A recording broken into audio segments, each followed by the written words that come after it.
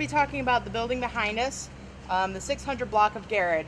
As you can see, this is a newer construction behind us, but there was a similar constructed building of flats prior to this. So in 1902, Jonathan Hearn financed the construction of an apartment building called the Burton Flats. The apartments were designed by architect William P. Bowsmith and built at a cost of $75,000, which in today's money is over $2 million.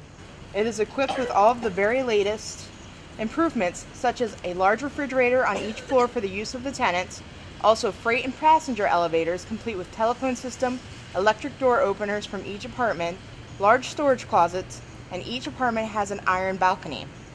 The building would fall into disrepair by the 1980s, even becoming the Kentucky Post's Eyesore of the Week in 1985, before becoming a victim of arson in 1986. Sadly, due to the condition of the structure, it was demolished in December of 1986. The present-day buildings were built in their place after the fire in that same year. The 24-unit Burton Apartments, 602 to 606 Garrett, allegedly received 474 separate violations. A fire broke out in one of the building's basements in November of 1980 due to waist-high garbage that had been thrown down an abandoned elevator shaft. In terms of code violations, Housing Development Director Hodge Howard called the building the worst in the city.